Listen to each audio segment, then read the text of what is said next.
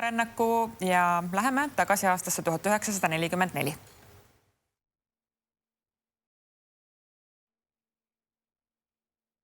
Ja meil on järgmised külalised ka seoses selle sama teemaga aastaga 1944 juba külas väliseestlane Maie Pärrau, tere hommikust. Tere. Ja Tammepuu Eesti klubi juhatuse liige Iivi Saiedova, tere hommikust. Tere hommikust. 80 aastat möödub sellest hetkest, kui oli suur põgenemine ja paljud läksid. Ma saan aru, Maie, teie sealhulgas. Jah, ma olin 2-aastane, kui ma lahkusin Tallinnast 21. septembril. Emal oli koefer ühes käes, mina teises käes ja nii me läksime. Kuhu te sõitsite? No kõigepealt oleks pidanud Moero peal olema. Isa oli lennuväeohvitser, ta pidi lendama Saksamaale ja ta muretses meile kohad, aga me jäime hiljaks, õnneks. Ja meid pandi Laplandi peale ja Lapland sõitis Kopenhaageni ja me tulime sealt maha ja siis hakkas pikk põgenemistee, sest rinne hakkas ikka muidugi lääne poole tulema ja me sõitsime rongidega. Nii kaua, kuni rong sõitis, kui rööpad olid pommitatud, siis tulime rongi pealt maha, läksime jala. Ma ei oska ette kujutada, kui meid oli grupp lennuväe naisi ja lapsi, et 2-aastane laps käib nii pikka maad, aga siin ma olen. Ja siis jälle järgmise rongi peale ja nii kaua, kuni me jõudsime Bayerisse. Ja ma veetsin sõja lõpuni, elasime talus Müncheni lähedal. Ja kus te siis edaspidi olete elanud? No siis sealt, kui sõda lõppes, siis meid pandi kõik tiipilaagritesse ja ma elasin Augsburgis ja Insulas ja lõpuks siis Viilandsaagis. Ja kui isa sõjavangilaagrist lahti sai, ema pidi ta üles otsima Punase Risti abiga ja tõi ta Viilandsaagi ja kui oli äramineku aeg, no siis Austraalia oli ainukene koht, kes võttis nõnda nimetatud Saksa sõjaväelaste perekondi. Nii et me isa läks aasta varem ja siis meie läksime aasta hiljem talle järele. Ja õnneks meie isal oli tööleping. Sa pidid töötama 2 aastat seal, kus riik saatis, et nagu meie reisukulud katta ja nii. Ja isale pakuti, esimene töö oli kanalatsiooni kraavi kaevamised Adelaidis. Ja tingimus oli, et sulle pakutakse 3 kohta. Kui sa esimesed 2 ära ütled, sa pead 3. võtma. Ja isa arvas, et ega need 2 ja 3 paremad ei ole, nii et tema läks Adelaidi. Aga õnneks peale seda tuli meie laev läks Adelaidi, mis oli väga haruldane. Laevad harilikud läksid Melbourne ja Sydneysse.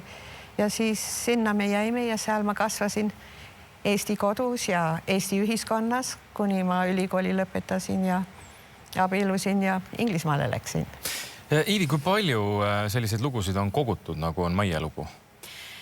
Jah, isiklikult mina kogusin neid kuskil 200 ringis, sest ma tegin mingit projekti Tallinna Ülikoolis, mis oli väliseestlasega seotud ja tegin ka mitmeid üritusi juba 2008. aastal. See oli esimene üritus muide, kus olid väliseestlased kutsutud.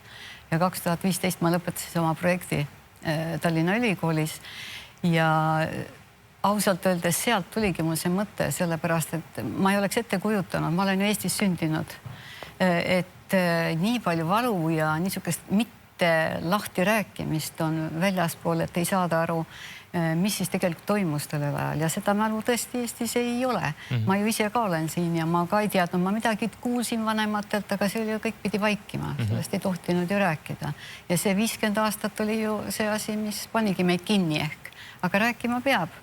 Nagu Karel Šapek ütleb niimoodi, et see, mis hoitakse sees, seda probleemi ja välja ei saa, siis see hakkab liiga tegema ja seda ei saagi kunagi välja. Kui erinevad need lood on, mida te olete kuulnud või on seal ikkagi teatud motiivid, mis alati korduvad? Kordub kindlasti kahtlemata see, kui suur armastus on Eesti vastu ja kuidas kõike tuntakse, et see pani imestama. Näiteks kui Austraalias just olin, käisin, tegin intervjuusid, siis oligi niimoodi, et ma väga imestasin, et nad kõik teavad, mis rahvariided kust kohast pärit on. Et Eestis seda tollel ajal ei olnud. Nüüd on juba paremaks läinud ka see. Aga too aeg jah, see ja siis Eesti suur armastus ja piimajõed ja kõik niisugused asjad, sest väga paljud ei olegi siia saanud ju pärast seda. Maie, kuidas on? Kuidas selle eesti keele elus hoidmine käis seal ja üldse kultuuri? No ma saan ainult enda perekonna kohta. Me rääkisime kodus eesti keelt. See ei tulnud üldse kõne allagi, et ma hakkaks isa ja emaga inglise keeles rääkima, aga paljudes peredes see nii juhtus. Vanemad rääkisid lapsega eesti keeles, laps vastas inglise keeles. Aga mina kasvasin niiskus kodus, kus see ei ole. Aga nädala jooksul ma käisin ingliskeelses koolis. Ma läksin kooli 2 nädalat peale, kui ma Austraaliasse jõudsin. Pilt on teil siin seal üleval. Ja ma ei rääkinud sõnagi inglise keelt. Ja minu lemmikklassid olid matemaatika ja joonistamine, sest seal ei olnud keeleoskust vaja. Ja ma läksin kooli juunis ja aasta lõpuks olid mul keel suus, tulemused head. Aga meie nagu see eestluse süda Adelaidis oli 58. aastal, me ostsime Eesti maja. Ja see oli mul nagu teine kodu ja meid oli niisugune punt, võib-olla 20 noort. Me käisime täienduskoolis, õppisime eesti keelt, Eesti maateadust, Eesti loodust, millest palju Austraalias kasu ei olnud. Meie loomad ja rahvatants ja igasugused üritused ja nii me hoidsime kokku ja tänapäevani on mul sõbrad teistes linnades, mida ma skautide ja gaidide tegevusega. Nii et kui sa kasutad ja kui sa oled selles miljöös, siis seda hoitakse, aga kahjuks eesti keele oskus hakkab langema. Mina olen 30 aastat olnud vabatahtlik Eesti arhiivi Austraalias arhivaar. Nii et me oleme kogunud neid ja ma tahaksin oobelda. Meie kogutud elulugude kogu on UNESCO maailma mäleregistris. Me saime eelmine aasta selle sinna ja see on väga tähtis, sest harilikult on suured asutused, kelle kogud lähevad sinna ja meie pisikene arhiiv Austraalias on seal ja need lood on sarnased, aga mitte samad. Igal ühel on midagi, mis on natukene teistmoodi ja me nüüd oleme neid lindistanud, digiteerinud, nad on siin ka Rahvaarhiivis kättesaadavad. Millal te tulite Eestisse tagasi? 5 päeva tagasi. Aga käite ikkagi, selles mõttes see kontakt on olnud? Jah, ma pean ütlema, et mina olen võib-olla üks varasest. Esmakordselt tulin Eestisse 67. aastal. Piir tehti lahti 66. aastal ja ma olin mehega Londonis. Nii et me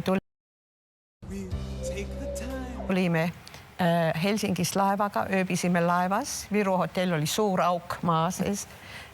Siis me tulime 73 just enne, kui me Austraaliasse tagasi läksime. Ja siis ma tõin oma tütre siia 98. aastal ja võib-olla... Kuidas tütre eesti keel on? Väga puudulik, peaaegu ei ole, aga ta kavatseb tulla Eestisse tööle järgmine aasta ja hakkab hoolega eesti keelt õppima. Väga tore. Vist ütleme aasta 2000 sellest saadik olen ma käinud iga aasta ja aasta 2018 ma käisin 3 korda, nii et ma mõtlesin, et oleks võinud tulla ja jääda ja siis minna. Iivi, neid lugusid ja seda teemat räägitakse neil päevil Eestis. Kus ja mis kujul?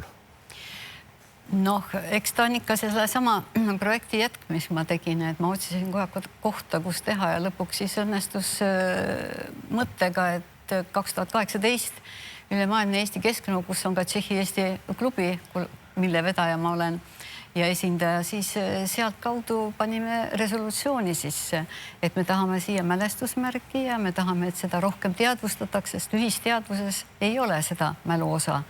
Ja me oleme ju Euroopa osa ka ja Euroopa mälu on see samuti, nii et selles mõttes tekkis siis ka veel üks niisugune väike toetusgrupp ja see on Tammepuu Eesti klubi, kes siis nagu aitas meid, sest ma olen ju 2000 kilomeetrit kaugelt ja juhin seda juba 7. aasta nüüd. Iga aasta täpselt regulaarselt ühel ajal septembris, ühel kuupäeval ja see on 19.9. Aitäh, et te tulite täna ja rääkisite neid lugusid. Meie telehommikus, aga